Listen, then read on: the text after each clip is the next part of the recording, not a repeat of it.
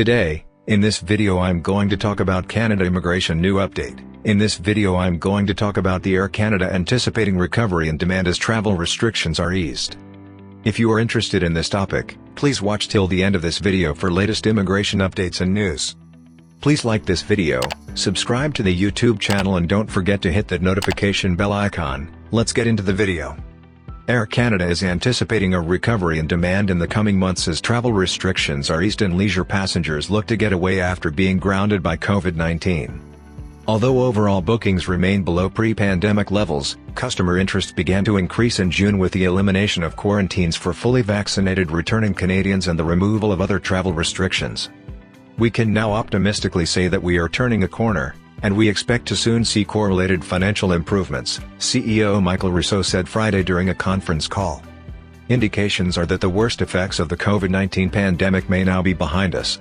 Based on what we are seeing in other markets that are further along in reopening in Canada, we anticipate travel will resume at a quickening pace. Rousseau said bookings are steadily increasing for domestic, transborder and Atlantic markets as well as to sun destinations for the coming winter. Future bookings in some weeks of June were ahead of the same period in 2019. We expect the most recent announcements of the Government of Canada relaxing existing measures will further help strengthen the interest of our customers in flying again. Current demand is largely for leisure and visiting friends and family, but Air Canada expects to see a progressive return of corporate demand in September and October, added Chief Commercial Officer Lucie Guillemette. That could be aided by the ability of Canadian passengers to rely on COVID tests taken in Canada for trips of less than 72 hours. We are encouraged by some of the commentary from our peers in the United States with regards to overall business travel recovery, she told analysts. Guillemette said that rebuilding its U.S. operations as the largest foreign carrier is key to its recovery. That will also expedite the recovery of international long-haul operations as it seeks to achieve or exceed its share of the U.S. long-haul global market. The Atlantic business will recover quicker than the Pacific or Latin America because of high vaccination rates, strong cultural and business connections with Europe and strong leisure interest from Canadians. We are already observing healthy demand signals for Europe into 2022, she added. The Montreal-based company says it lost $1.17 billion or $3.31 per diluted share, compared with a loss of $1.75 billion or $6.44 per share a year earlier. Adjusted profits were $1.08 billion or $3.03 per share. Revenues during the 3 months ended June 30 surged 58.8% to $837 million from $527 million in the second quarter of 2020. Passenger revenues more than doubled to $426 million from a year ago, which marked the first full quarter to be impacted by the pandemic. Cargo revenues increased 33% to a record $358 million. Air Canada was expected to post $2.76 per share in adjusted profits on $848.2 million of revenues, according to financial data firm Refitnif. The country's largest airline increased its seat capacity by 78% compared to the same time last year, and was down 86% from the second quarter of 2019.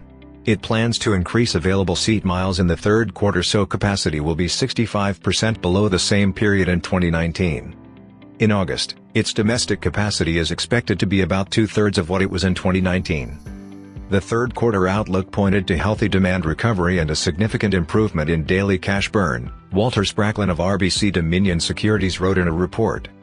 Air Canada says it has refunded about $1 billion for non-refundable tickets and expects to pay an additional $200 million in the third quarter, which will be covered by the federal government's $1.4 billion refund credit facility.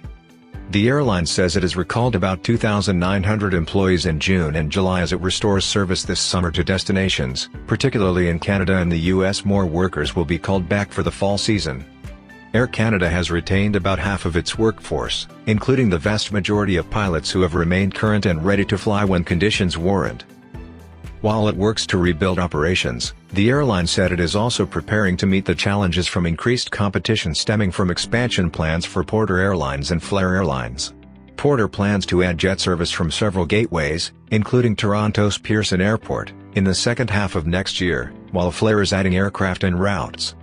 We certainly welcome healthy competition.